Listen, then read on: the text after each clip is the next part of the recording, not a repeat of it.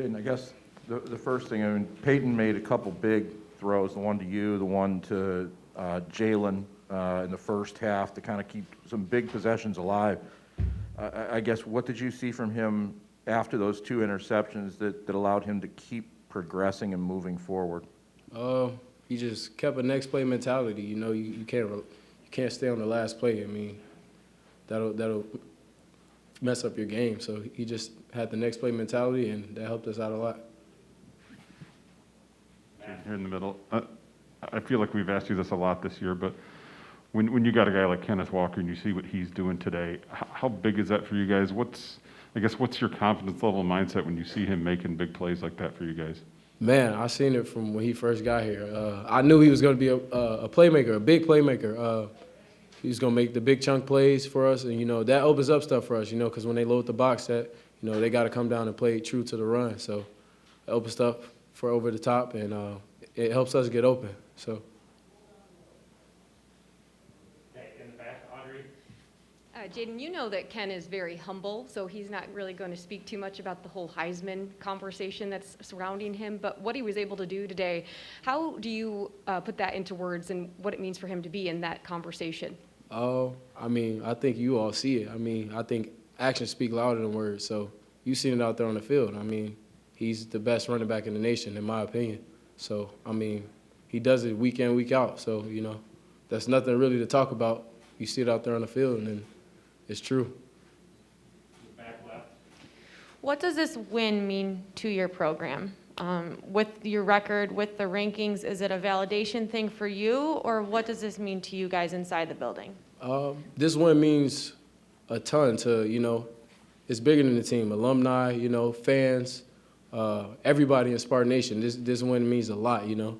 So, you know, we take pride in, you know, this game, and every year we take pride in this game, and we work as hard as we can to, you know, come out on top. So we continue. We'll continue to work hard and focus on next week.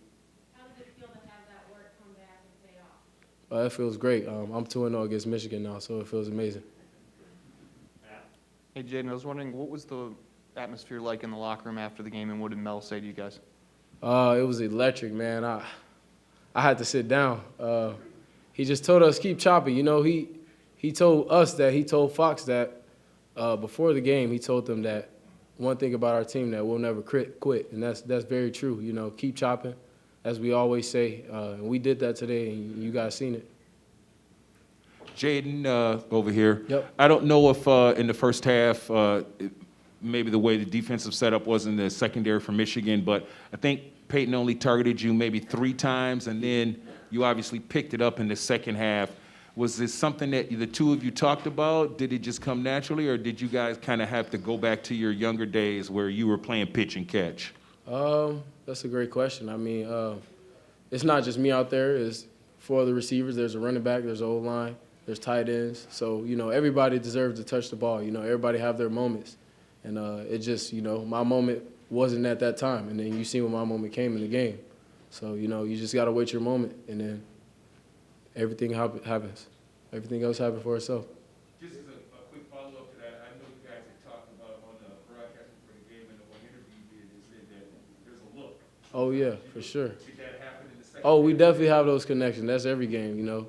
If we see like a mismatch or, you know, a certain coverage, we always make corrections and call audibles. So, yep. Larry. Can you share just your feelings on the Big Ten race and perhaps the national championship race and where Michigan State fits in that? For sure.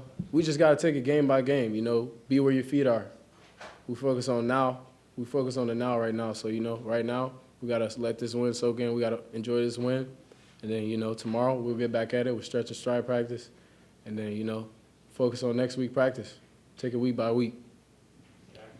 Jayden, what's going through your head when you're down 30-14 in those 2 long reviews? The one whether you caught it or trapped it, and then the one on the 2-point play. What's going through your head right then? I mean, with those catches, I knew I caught it. Personally, I knew I caught it, so I had no worries. I just prayed that it got reviewed as it did. So, you know, in that game, you know, when you're down, you can't panic. You got to keep your composure, keep chopping, as we always do on the sideline. You got to have that mentality that, you know, you're going to come out on top regardless, whatever position you're in. And that's in life. You got to keep going, you know. whatever's happening in your life, you're struggling, when things get hard, you got to keep going. Jayden right here in the middle. Yep. What stands out about Charles Brantley to you as a freshman that's been in the mix for you guys, but here he is late in the game, in the big game of the year for you guys, Yeah. and making that play? I mean, what have you noticed from him all season? What allows him to have that I moment? mean, I'm sure you guys have seen, like, he's not the biggest guy, about a 160, 150, but you see he comes downhill, he tries to lay the wood. So, you know, he has that edge, he has that mentality to where, you know, he's not afraid of anybody. No matter how big you are, how fast you are, you know, he's very competitive. And, you know, I competed with him all through camp, and he showed me great things, and he's going to be a great player. He's going to be the next great player here at Michigan State.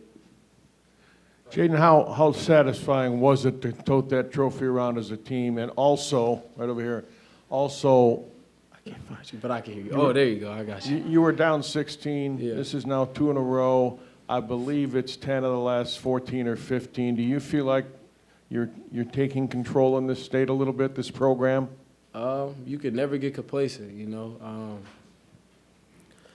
Can you repeat that one more time? Sorry. Said My you head's were everywhere right now. being down 16. Yeah.